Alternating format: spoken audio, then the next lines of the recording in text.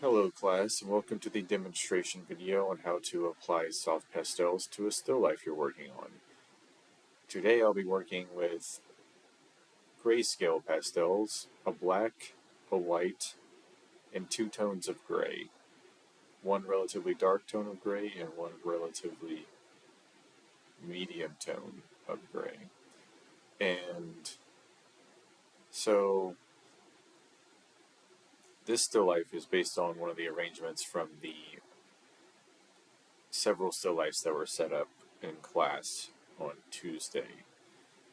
And for you, this project, this drawing you'll be doing, you've already started it, and it's the drawing for your Still Life with Imagination project. And my drawing that you're looking at right now, I don't have anything from my imagination in it. I just drew the still life a little bit and got it to a point to where I could spray fix it and then show you how to apply soft pastel. And so now I'm applying this titanium white soft pastel with the side of the stick, giving that quick straight line there, and now I'm using the side again to kind of create broader bands of tonality there,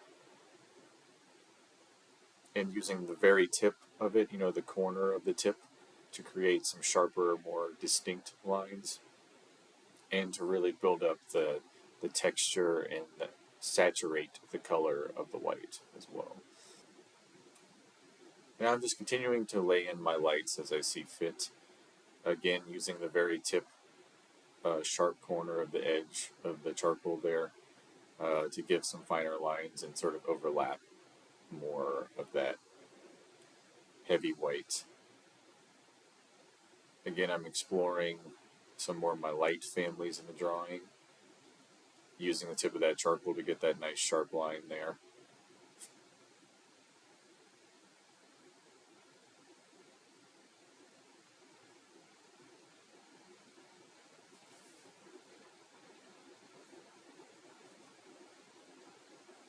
And I'm still just applying some of the light families that we can see in the drawing. Really trying to lay down all those really stark, high value whites in the piece.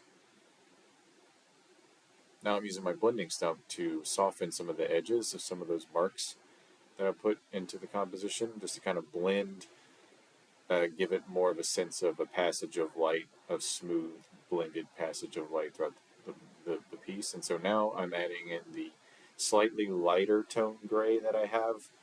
What I'm trying to do is kind of push towards this mid-tone family on the shadow side of the box.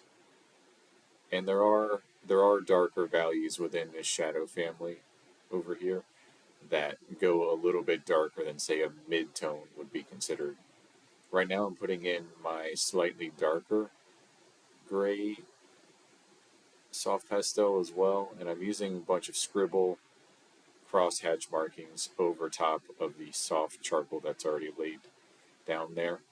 Again, all the soft charcoal is fixed with spray fixative, so if that weren't the case, then the soft pastels would kind of be mixing with the charcoals that would already be there. So now I'm getting in my darkest gray tone that I'm working with in this drawing, and I'm going to use my blending stump, also referred to as a tortillon, to move the edges of all the different individual soft pastel marks into each other. So we're just smearing the molecules and the dust of the soft pastels into each other to create bridges in between those gaps of value, transitioning those values into one another. Now I'm laying in some black marks here, and I'm eventually going to blend those into the grays that are already blended underneath it. And I know going into it that this black is a little too dark for what I'm going to be shooting for. I eventually try to work it back down in terms of value instead of leaving it so dark and stark like that. But this kind of helps me just get a dramatic feel for the piece in terms of a high value contrast moment for my eye to sort of, reconcile and correct as I go, and just kind of play with different value relationships as we're working with a drawing.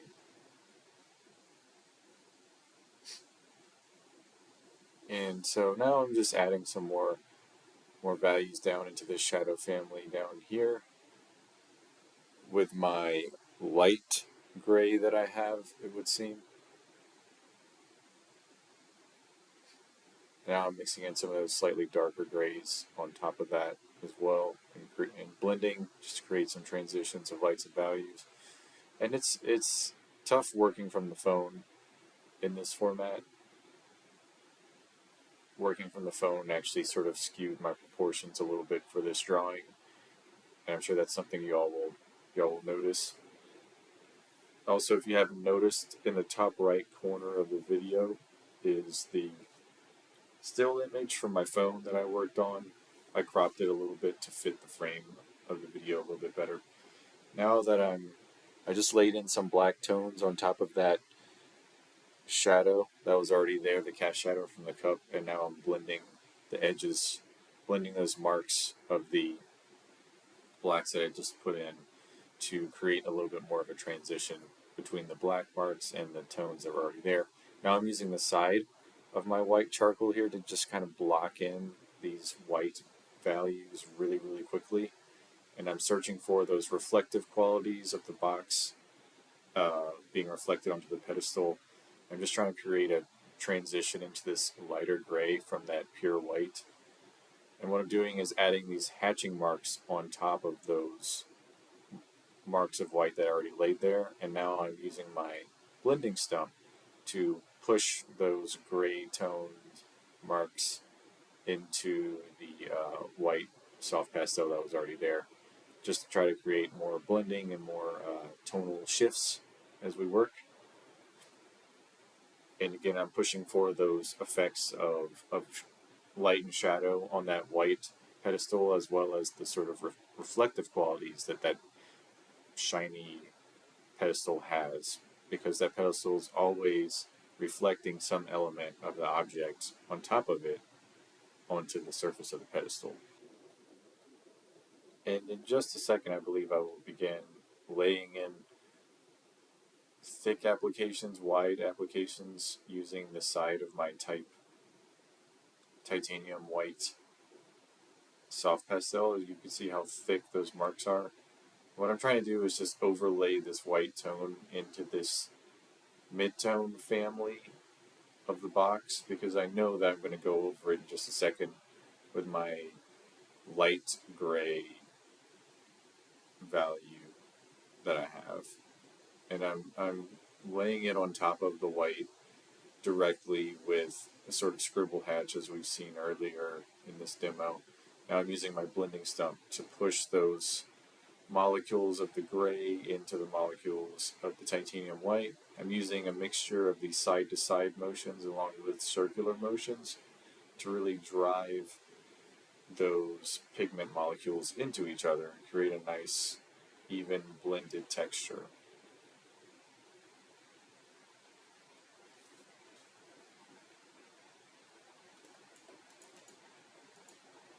I tried to pull off the label, but I decided to not worry about it.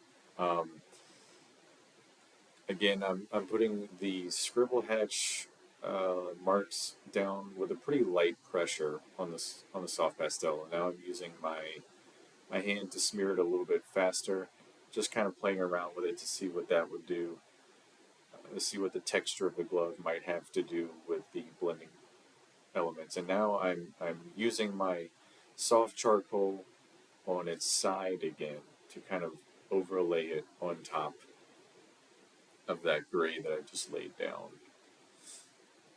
And I can tell that this section of the box is a little bit lighter than the rest of this side plane that I'm working here. And so that's why I wanted to bring these sections of these corners of the box into the light a little bit more. And it'll also help the corners of the box pop out into space a little bit easier as well. And I've talked about this a couple times in class to y'all in passing as y'all have been working on different drawings. That value contrast is a good way to get the viewer's eye to move around the composition. And so, just a minute ago, when I was adding those light highlighted tones into those front two corners of the box, I knew that that would increase the value contrast there, thus creating some immediate visual emphasis on those two corners right as the viewer looks at the composition. And now I'm continuing to work in some of these gray tones using the same process that I've been using, overlaying the tone first with scribble hatch marks and then intermingling those values into each other using the blending stump. A combination of circular motions with the blending stump and angular straight parallel motions as well.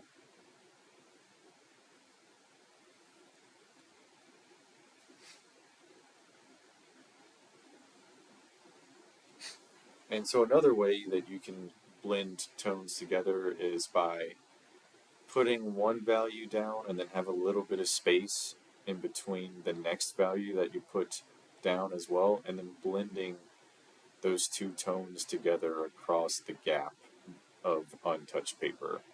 That's another way that you can blend two tones together, but I kind of like to put them either over top of each other or very, very close to each other, and that way I know for sure that the pigment will be smeared around from side to side to help with the mixing. And as you can see, I'm building up this value contrast a little bit more here by adding a little bit more of a highlight sentimentality into this corner of the box there.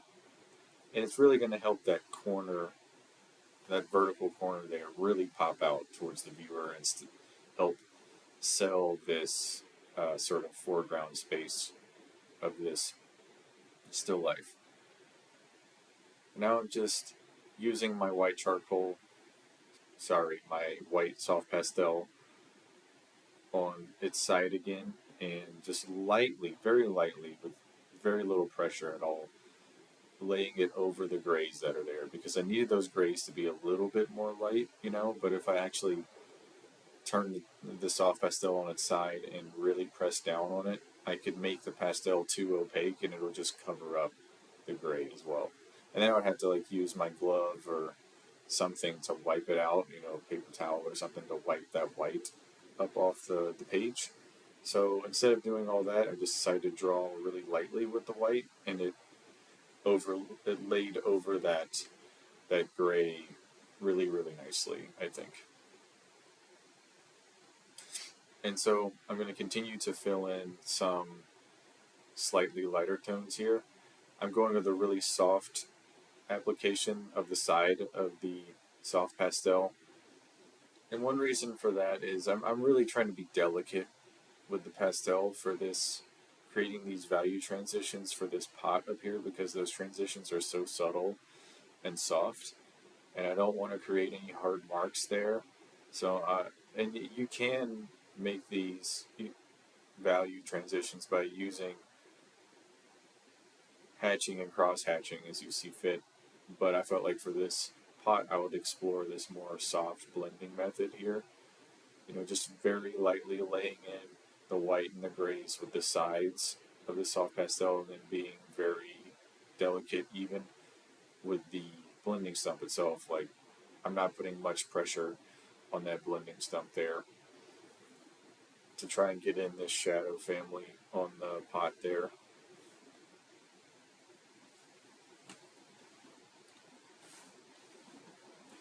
And now I'm trying to articulate a little bit of a shadow that I see curving around that cylindrical edge, curved edge to the pot there. And so what I did was just apply very little of that black soft pastel to the edge of my pot and then blend the inside areas of that black pastel mark application there. And now I'm just trying to build up the value language on this cast shadow from the pot that I see there. Building up the occlusion shadow under the pot there where there's really no light at all. So building that up with the black seems fit to me. And there's always a little bit of space in between an object that's sitting on the box and the box itself, because the box is like not perfectly flat. There's always some undulation in the box, so there's always a little bit of space between the box and that pot, and so there's always a really dark cast shadow under something like that. Yeah, so I think I'm wrapping up this drawing. This has made it to the point that it is currently in my drawing pad, and here's a final image of what state my drawing is in at the moment. I would not consider this a finished drawing at all. As you can see, there are plenty of areas of light and shadow that could be need to be explored more. The form of the cup in the foreground there is completely unfinished. I just wanted to give y'all a quick demo about how I approach adding value and tone into a drawing and creating transitions of those values and insinuating and illustrating a light source and stuff like that. This drawing in this state right here is maybe halfway done, probably not even that. There are some discrepancies in mark making quality. There's some areas of hatching and cross hatching that can use a little bit more of that blending method on top of it as well, and some of the blending areas could use some more hatching and cross hatching marks just to make the visual language a little bit more unified in terms of mark making. So, as you work on these projects, think about how you want to convey your value structures within your piece. Really investigate all of the contrast areas in your drawing. Think about where the silhouettes are in your compositions. Again, silhouettes are areas of value contrast. So a stark light next to a stark dark, and again, those are very emphatic moments in pieces, and that's how we can help move the eye around in terms of compositional dynamics as we work. And think about what sort of maybe what sort of emotional quality your mark making is forming while you're working on this drawing. For me, this piece to me that I've been working on has a very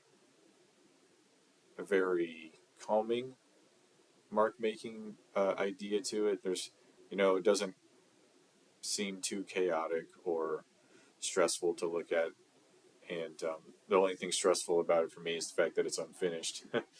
But really, again, the point of this video was to show you how I approach making value transitions and